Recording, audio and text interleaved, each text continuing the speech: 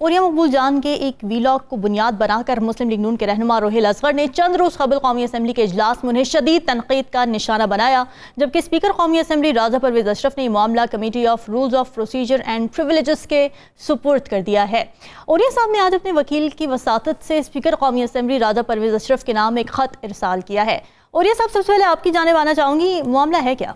देखिए, बुनियादी तौर पर आज से कुछ डेढ़ माह पहले मैंने एक वीलॉग किया था और उसमें मैंने एक कंपैरिजन किया था कि 1940 में कायद-ए-आज़म रहमतुल्लाह से लेके अब तक जो भी वक्त गुजरा है, इसमें कुछ उलमा मुख्तलिफ लीडरों के हमेशा मुखालिफ रहे हैं और वो वैसे ही इल्ज़ामात लगाते थे जैसे कायद-ए-आज़म पे लगाए जाते थे। फिर उसके बाद बाकी लोगों के बारे में भी करैक्टर असैसिनेशन, भुट्टो के बारे में भी करैक्टर असैसिनेशन, और आजकल वैसे ही 6 फुट के कद पे इस्लाम नाफज नहीं कर रहा और इस्लामी रियासत बनाना चाहता है, कुत्ते पालता है, फलां कर जो भी हमारे उलमा इस तरह की गुफ्तगू करते हैं। इसी तरह का एतराज़ मैंने कहा कि इमरान खान के ऊपर भी होता है, लेकिन उसमें एक और कंपैरिजन भी मैंने कहा था कि बड़े वज़ादार थे कायद-ए-आज़म के दुश्मन, कि ना उसका दरवाज़ा टूटा, ना उसको गिरफ्तारी के लिए कोई मसला हुआ, ना उस पर रियासत ने कोई गोलियाँ चलाईं, लेकिन इमरान खान को ज़्यादा अच्छे।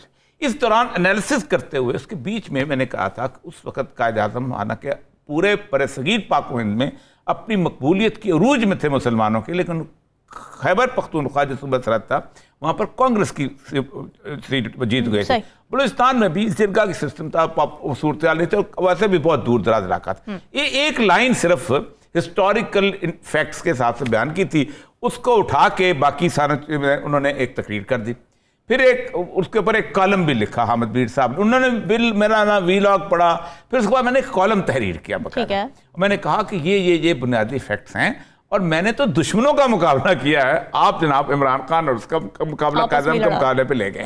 जी ठीक है। और ये साहब, क्या लगता है आपको, क्या ये मामला सिर्फ पॉलिटिकल पॉइंट स्टोरिंग और अवाम की हुब्बुल वतनी के जज्बात को सियासी मकासद के लिए एक्सप्लॉइट करने के लिए इस्तेमाल किया जा रहा है? देखिए, बात शाहज़ाद साहब की ठीक है कि इस वक्त कोई इशू नहीं है, इशू सारे उलट हो जाते हैं। मसलन शायद खान अब्बासी साहब ने 20 अरब रुपए की करप्शन, आज तो उन्होंने कहा जी ज्यादा है और मैं साबित कर दूंगा। आज का उनका जो इंटरव्यू था उस नईम भट्ट को, पहले तो बात है ये डिस्कस होना चाहिए, लेकिन चूंकि अपोजिशन वहाँ है कौन नहीं, इमरान खान साहब की जाहिर बात है गलती है, उसको मानना चाहिए कि उन्होंने असेंबली से निकला है और अपोजिशन जो है वो इकट्ठी हो गई, अब खत्म हो गई, वो जो 20 डिफेक्ट थे वो साथ मिल गए।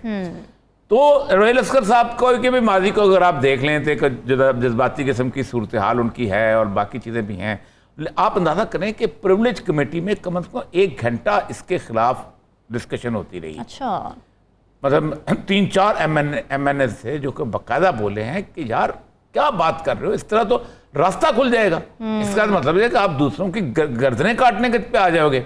और सबसे बड़ी बात है कि रेफरेंस कोई, अच्छा सबसे बड़ा मेरा वीलॉग वहाँ सुना लिया जाता तब भी लोग समझ जाते, मेरा वो कॉलम सुना दिया जाता तब भी लोग समझ जाते। मेरे बारे में जो जानते हैं वो मुझे तो गाली इस बात पे पड़ती है कि मैं एक फंडामेंटलिस्ट आदमी हूँ, मैं एक नजरिया पाकिस्तान का मुहाफ़िज़ हूँ, लेकिन वो नहीं किया गया। तो मेरा ख्याल है कि ये उन्होंने रिकमेंडेशन की है, रिकमेंडेशन बाइंडिंग नहीं होती। ठीक है, पैमरा भी पहले मुझे नोटिस देगा, फिर पूछेगा, FIA भी देखेगा, तो नहीं बाइंडिंग नहीं है इसके। वो बेसिकली आप एक ऑफेंस जब क्रिएट होता है उसके बाद आपको एविडेंस लाना पड़ता है। बिल्कुल ठीक है। और साहब, आपको क्या लगता है, अब सफाई देने का कोई क्या मौका दिया जाएगा या चलना किस तरीके से चाहिए था ये प्रोसेस सारा? नहीं, हाईकोर्ट में मैंने आज उन्होंने नोटिस हमने दिया स्पीकर साहब को कि सारी चीज़ें जो है प्रोसीडिंग कार्रवाई में दें, ताकि हम हाईकोर्ट में जाना चाहते हैं। और दूसरी बात यह कि इस प्रिविलेज का दायरा कार क्या है। ठीक है, एक चीज़ जो है वो असेंबली के बाहर अगर हुई है तो ना तो कायद-ए-आज़म असेंबली का रुकन है और ना ही इमरान खान असेंबली का रुकन है। ठीक है, जितनी मोहब्बत पाकिस्तान के असेंबली के मेंबरान करते हैं, मैं उनसे कम से कम कई गुना ज़्यादा करता हूँ। ठीक, तो पहले सब बात है कि मैं ही अपने आप को सजा देने के लिए कह दूं। मसला सारा ये है कि उस रेफरेंस टू कॉन्टेक्स्ट ने आज का आदत बन चुकी है। और ये सबसे पहले जरा मुज़ाकरात पर बात कर लेते हैं। बज़ाहिर तहरीक इंसाफ ने तो लचक दिखाई है क्योंकि वो एक साथ इलेक्शन करवाने पर रजामंद हो गए हैं, मगर हुकूमत के रवैये में आपने क्या कोई लचक देखी? देखिए वो भी 2 महीने पीछे आए हैं। आगे 11 सितंबर दी है डेट हुकूमत ने, अच्छा, और 11 अगस्त डेट दी है PTI ने। 11 सितंबर पीछे रह गया 1 महीना। ठीक है, अब दो लोग इधर से कोई इधर से धक्का दे, कोई उधर से उधर धक्का दे, तो कहीं ना कहीं देगा कौन, ये सवाल है, धक्का देगा आगे मिल जाएंगे। असल मसला ये है, मैं आपको बात बताऊं, ये बुनियादी तौर पर दोनों पार्टियां इस खौफ से मिली हैं कि अगर हमने इस क्राइसिस को कंटिन्यू किया तो फिर ये क्राइसिस जो है इस हद तक आगे बढ़ जाएगा कि किसी न किसी तौर पर पाकिस्तान में एक अनारकी जब पैदा हो गई तो फिर अनारकी के अंदर किसी को हाथ नहीं आएगा कुछ। सबसे बड़ी बात यह है कि खुद पीटीआई जो है अपनी इस वक्त मकबूलियत के उरूज पे है, और पीटीआई भी अगर 2-3 साल के अंदर इसी तरह की सूरत हाल में रही तो जाहिर बात है फिर उसको भी इलेक्शन जीतना मुश्किल हो जाएगा। बेनज़ीर भुट्टो जो थी वो जब 86 में लाहौर में आई तो बहुत बड़ा जुलूस था और पीपल्स पार्टी अपने उरूज पे थी, ठीक। लेकिन 2 साल जो हैं वो लगे और जो गवर्नमेंट के दौरान 86 से लेके ज़िया-उल हक के पूरे टेन्योर तक इस काबिल भी नहीं रही कि पूरी इंडिपेंडेंट मेजॉरिटी जो है फुल फ्लेज मेजॉरिटी ले सके, उसको भी कोलिजन गवर्नमेंट 88 में बनाना पड़ गई, ठीक। इसका मतलब यह है कि वक्त के साथ साथ लोगों का इमोशनलिज्म भी बदल जाता है, बाकी चीज़ें। लेकिन इमरान खान जो है वो समझता है कि मैं शायद इसको कैरी फॉरवर्ड कर सकता हूँ। इमरान खान ने जो असम्बलियाँ तोड़ने का उसका इकदाम था, उधर बात है एक बहुत बड़ी सियासी मूव थी।